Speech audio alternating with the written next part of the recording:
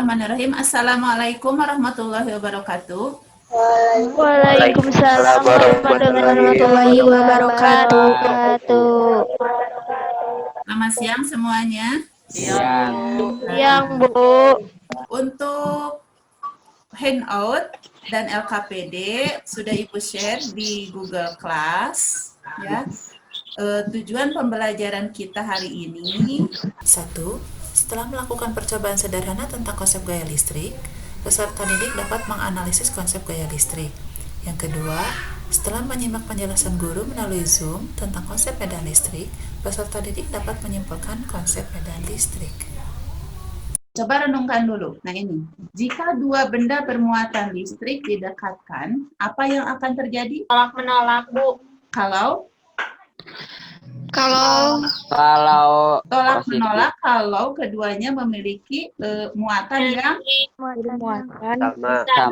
sama. Jika dua benda bermuatan listrik didekatkan, apa yang akan terjadi? Yang akan terjadi adalah tolak menolak kalau Tolak menolak dan tarik menolak.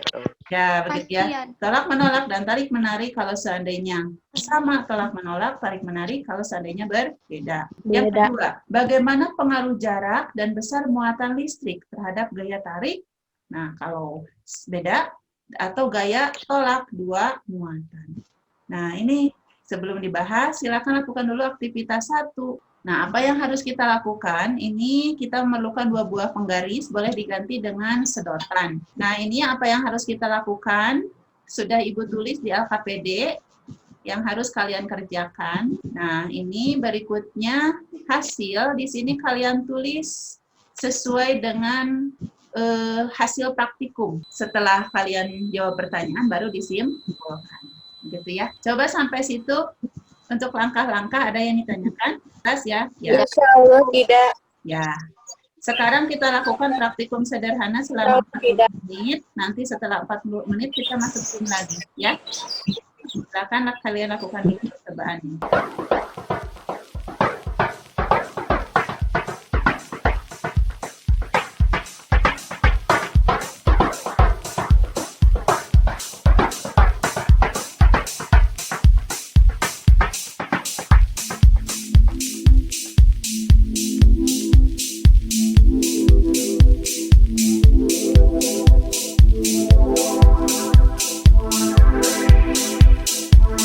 Nah, kita masuk ke pembahasan.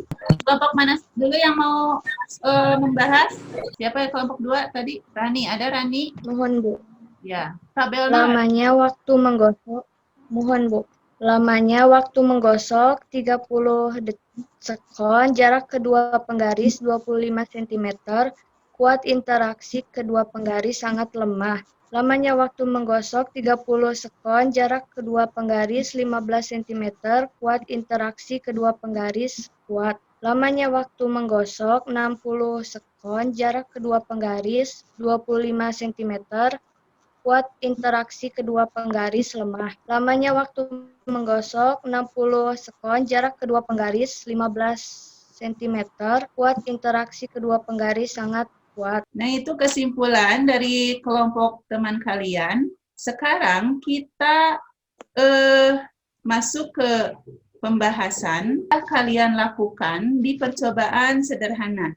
Nah, kita buktikan, kita verifikasi dengan tentang hukum Coulomb. Siapa Coulomb itu? Nah, beliau adalah, nama lengkapnya Charles Augustin Coulomb, seorang ilmuwan Prancis yang menyelidiki adanya hubungan gaya tolak atau gaya tarik dua benda bermuatan listrik, ya. Nah, Coulomb menyimpulkan semakin besar jarak kedua benda yang bermuatan, semakin kecil gaya listrik antara benda tersebut dan sebaliknya. Semakin besar muatan kedua benda, semakin besar gaya listrik antara benda tersebut. Nah, pernyataan Coulomb itu bisa dibuat rumus matematis. Kita masuk ke rumus sekarang, ya. Dan kita harus tahu antara besaran di sini untuk apa besarannya dan satuannya apa. Gaya Coulomb itu dilambangkan Fc, K adalah konstanta, Q1 adalah besar muatan listrik benda ke-1, berarti kalau tadi sedotan atau penggaris ke-1, ini besar muatan listrik yang kedua, ya, sedotan atau penggaris kedua, dan R adalah jarak. Gitu ya. Dua buah muatan listrik positif yang ada dalam membran sel saraf masing-masing sebesar Q dan 2Q terletak pada jarak 2 cm. Hitung berapakah gaya kolom yang dialami kedua muatan tersebut jika Q sama dengan 1,6 dikali 10 Pangkat negatif. negatif 19C. Iya, kolom. Pangkat negatif 19C. Iya. Kolom. Besarnya konstanta K sama dengan 9 kali 10 pangkat 9.